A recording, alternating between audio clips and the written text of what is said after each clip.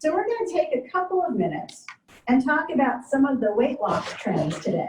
I had a lot of questions at my table about intermittent fasting and keto. Before I dive in, here's my disclaimer for the day. Everything I discussed today is for a generally healthy population. If you have any medical concerns or are under the care of a doctor, please consult with them before making any major changes. All right, so myth number 3. When I talk with people about food, lots of questions about intermittent fasting and keto. People ask me why I don't coach those particular programs.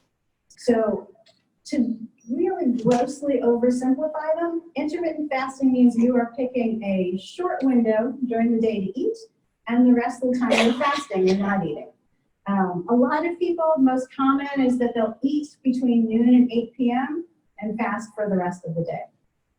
And keto means that the focus of your eating is on protein and fat with very little carbs. So I'll share my thoughts about why I don't coach these programs. And like everything else, you should make up your own mind about how you want to proceed. But at least you'll be coming from a place of information. So how many people have ever skipped breakfast? Maybe because you were in a rush, or because you thought that skipping a meal would get you closer to your health goals, right? So I think we've all done it at some point. How did you feel by late morning? Starving, sluggish. Yeah, were you able to focus on your work and the things that you needed to get done? You didn't have the energy to do that, right? Studies show that consistently skipping meals really hurts your ability to perform. So why do so many people jump on the bandwagon? Well, what they say to me is that it saves them time. They don't have to make and eat as many meals, they can do more things, and it helps them lose weight faster. So we'll come back to that in a minute. Let's talk a little bit about keto. I asked at the beginning, how many people think carbs are bad for you? So we're all on the same page. Can you give me some examples of what a carb is? Potato chips. Potato chips? Bread? Pasta? Lots of yummy foods, vegetables. Lots of yummy foods. Okay, vegetables, yes. Fruits. Fruits? Rice? Donuts?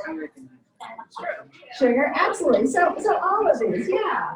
Bread, pastas, rice, potatoes, but also spinach, strawberries, kale, corn, watermelon. These are all carbs, right? Let's marinate on that for a second. Raise your hand if you believe that fruits and veggies are an important part of your diet. Right, so cool, everybody agrees. So why do so many people jump on the keto bandwagon? Well, the answers are similar to the intermittent fasting route, right? It's simpler and easier to eat this way, and the weight falls off easily.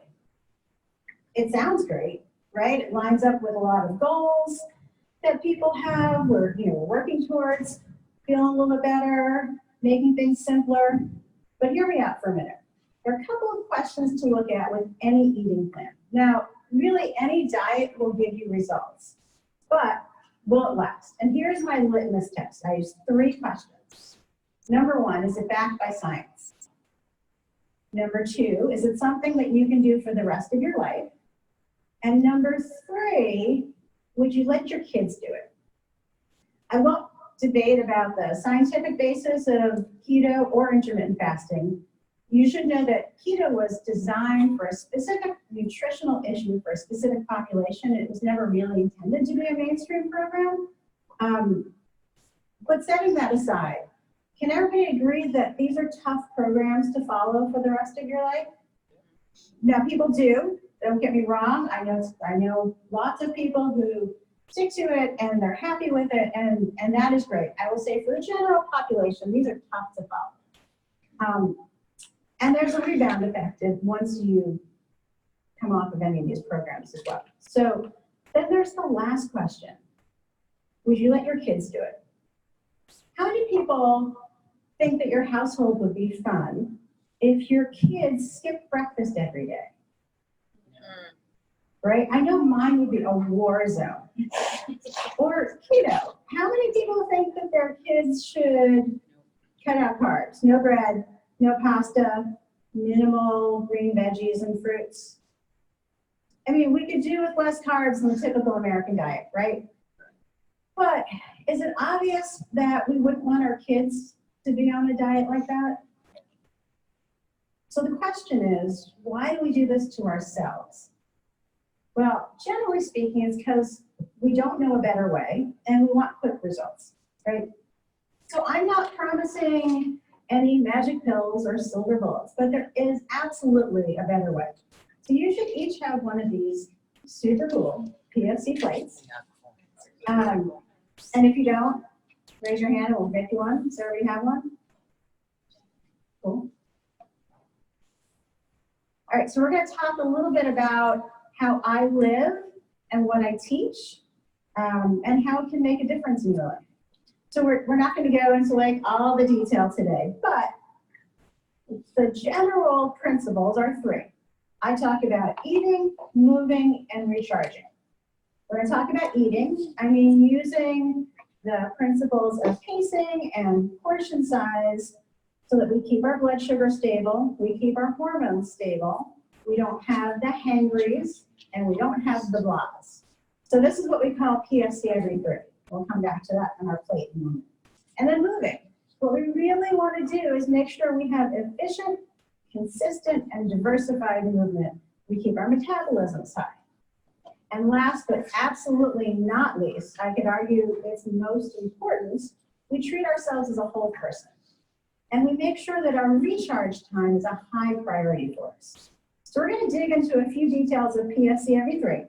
So if you take a look at your plate, you'll see that P is protein, F is fat, and C is carb.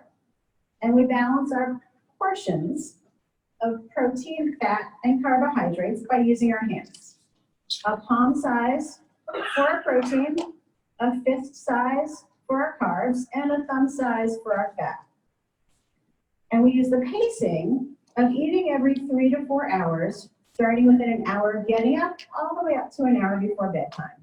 And we use our hands because that right sizes our portions for us. You know, our hands are in proportion to the rest of our body.